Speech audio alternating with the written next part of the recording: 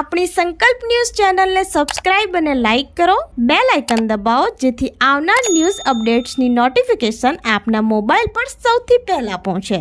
Like, subscribe and share the video. નમસ્કાર દર્શક મિત્રો, હું છું પૂજા ટંડેલ. સંકલ્પ ન્યૂઝમાં આપનું સ્વાગત છે. સમાચારની શરૂઆત કરતા પહેલા એક નજર આજના મુખ્ય સમાચાર પર. વલસાડ જિલ્લામાં છેલ્લા 24 કલાકમાં સૌથી વધુ ધરમપુરમાં 30 અને કપરાડામાં 26 mm વરસાદ નોંધાયો. સંઘ પ્રદેશ દાદરાનગર હવેલી દમણ સહિત દક્ષિણ ગુજરાતમાં ભારે પવન સાથે વરસાદની હવામાન વિભાગની આગાહી. વલસાડ જિલ્લામાં છેલ્લા 24 કલાકમાં સૌથી વધુ ધરમપુરમાં 30 અને કપરાડામાં 26 mm વરસાદ નોંધાયો છે. જિલ્લામાં કુલ સરેરાશ 1468.5 mm વરસાદ નોંધાયો છે. મધુબન ડેમના ઉપરવાસના 6 ગામોમાં છેલ્લા 24 કલાકમાં કુલ 154.80 mm વરસાદ નોંધાયો છે, જેના કારણે મધુબન ડેમનું લેવલ 71.70 મીટર સુધી પહોંચ્યું છે. ડેમમાં પાણીની આવક વધતા 4 દરવાજા 1.30 મીટરે ખોલવામાં આવ્યા છે. રાજ્ય હવામાન વિભાગની આગાહી અનુસાર વલસાડ જિલ્લાને સંઘ પ્રદેશ દાદરાનગર હવેલી અને દમણ સહિત દક્ષિણ ગુજરાતમાં ભારે પવન સાથે વરસાદની આગાહી કરવામાં આવી હતી. આ કારણે ગઈકાલે અને આજે પારડી, વાપી, અતુલ, ઉદવાડા, ભિલાડ, ઉમરગામ વગેરે ગ્રામીણ અને શહેરોમાં સવારથી વલસાડ જિલ્લામાં વરસાદી માહોલ જામ્યો હતો.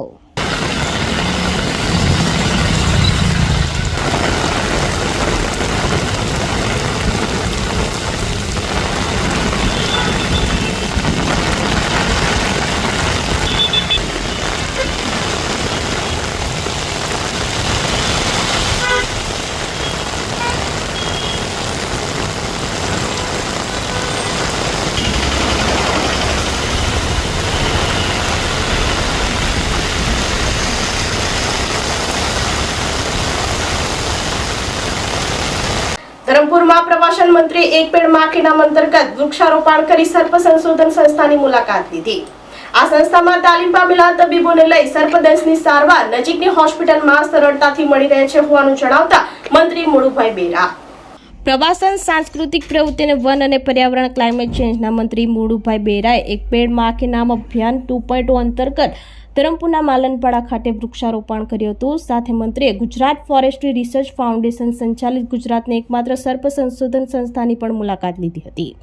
કાર્યક્રમમાં સર્પ સંશોધન સંસ્થાના વાઇસ ચેરમેન અને ધરમપુરના ડોક્ટર ડીસી પટેલ, વૈજ્ઞાનિક ડોક્ટર પંડ્યા, મદદનીશ વન સંરક્ષણ રુચિ દવે દ્વારા સર્પ સંશોધન સંસ્થાની કાર્યપ્રણાલી, 20 સંશોધન અને સર્પ સંરક્ષણ અંગે પ્રેઝન્ટેશન રજૂ કરવામાં આવ્યું હતું.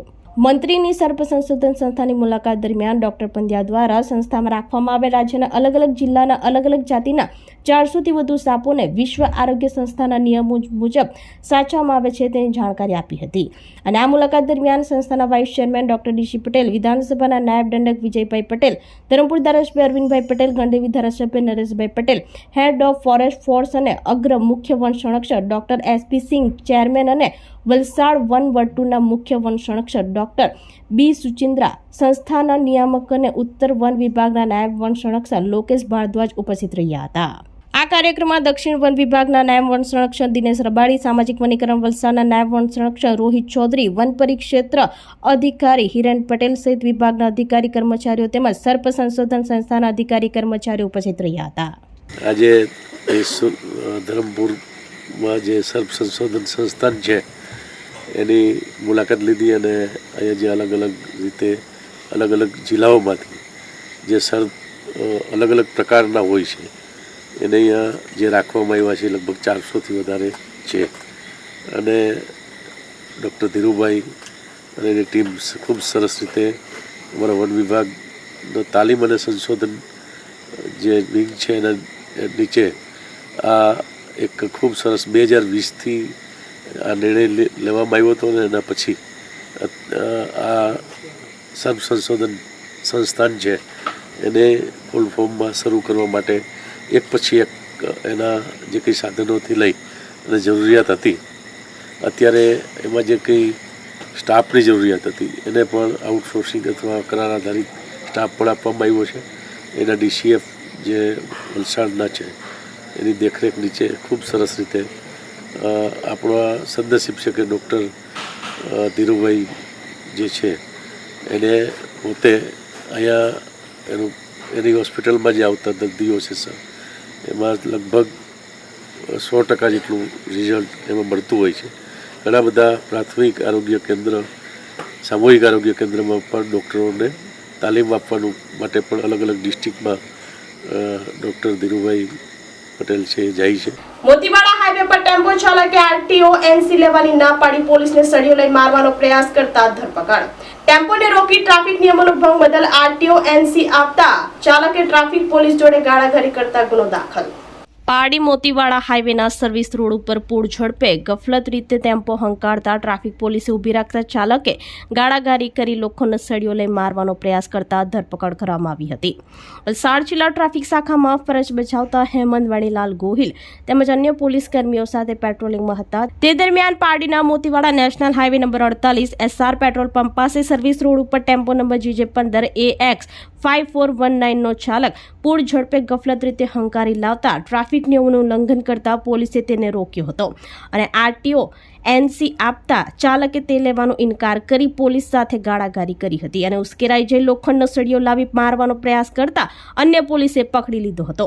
ટ્રાફિક નિયમનો ભંગ કરતા ટેમ્પો ચાલક પવન રાજબલી નાનુ યાદવ સામે બેફિકરાઈથી વાહન ચલાવી આરટીઓ એનસી લેવાની ના પાડી પોલીસને નાલાયક ઘાવ આપી લોખંડનો સળિયો લઈ મારવાની કોશિશ કરતા ટ્રાફિક પોલીસે પારડી પોલીસ મથકે ફરિયાદ નોંધાવતા આરોપી પવન યાદવની ધરપકડ કરી હતી. વધુ તપાસ પોલીસે હાથ ધરી છે.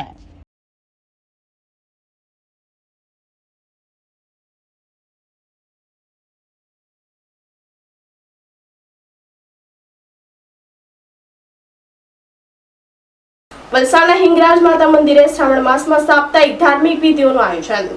પવિત્ર શ્રાવણ માસના પ્રથમ અઠવાડિયે વલસાડ શહેરના હિંગરાજ માતા મંદિર ખાતે સાપ્તાહિક ધાર્મિક વિધિઓનું વિશેષ આયોજન કરવામાં આવે છે. આ અવસરે માતાજીની પધરામણી ગામના દરેક ઘરમાં કરવામાં આવે છે. પધરામણી દરમિયાન માતાજી સાથે હનુમાનજી અને બાળા ગોપાલજી પણ બિરાજમાન રહે છે. આ ધાર્મિક કાર્યક્રમમાં ગ્રામજનો શ્રદ્ધાપૂર્વક ભાગ લે છે અને ભક્તિભાવપૂર્વક માતાજીની આરાધના કરે છે. આજથી લગભગ 300 વર્ષ પૂર્વે જ્યારે વલસાડના ભાગડા બંદર પર વહાણવટાનો ઉદ્યોગ ચરમસીમાએ હતો ત્યારે માછીમાર સમુદ્ર માર્ગે માંગરોળ, કાલિકટ, કચ્છ, સૌરાષ્ટ્ર, મલબાર, કરાચી વગેરે બંદરો જ હતા. એકવાર દરિયાઈ તોફાનમાં સધવાળું વહાણ સપડાઈ ગયું અને માલ ફેંકીને બચાવ થયો. માતાજીની કૃપાથી તેઓ સુરક્ષિત રીતે કરાચી બંદરે ઉતર્યા. શ્રી રાધેકૃષ્ણ ભજન સપ્તાહ મંડળના પ્રમુખ પરસોત્તમભાઈ અને મંત્રી જીતેન્દ્રભાઈ જણાવે છે કે સદીઓ પહેલા એક તપસ્વીએ તાંત્રિક સાધના દ્વારા અહીં શક્તિ સ્થાપી હતી. કહેવાય છે કે માતાજી ત્યાગ અને શક્તિના સ્વરૂપે પથ્થરમાંથી પ્રગટ થયેલી દેવી છે. ગામમાં ભૂતકાળમાં આવેલા દુષ્કાળ અને રોગચાળાના સમય દરમિયાન ભક્તોએ માતાજીની આરાધના કરીને આશીર્વાદ રૂપે ગામમાં વરસાદ પડ્યો અને શાંતિ છવાઈ. ભક્તો માને છે કે અહીં ઉપાસનાથી ઘરની શાંતિ, વેદના, નિવૃત્તિ અને સુખ પ્રાપ્ત થાય છે. અહીં માતાજીને કુળદેવી તરીકે પૂજવામાં આવે છે. નવરાત્રિમાં હજારો ભક્તો દર્શનાર્થે આવે છે અને ગામમાં મેળા જેવો માહોલ સર્જાય છે.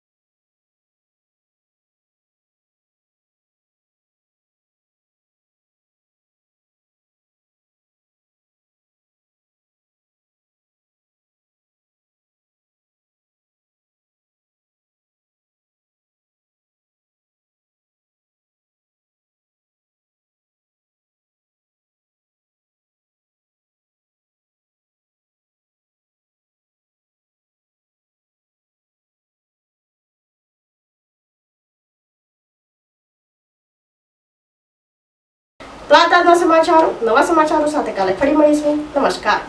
આપણી સંકલ્પ ન્યૂઝ ચેનલને સબસ્ક્રાઇબ અને લાઇક કરો. બેલ આઇકન દબાવો જેથી આવનાર ન્યૂઝ અપડેટ્સની નોટિફિકેશન આપના મોબાઈલ પર સૌથી પહેલા પહોંચે. Like, subscribe and share the video.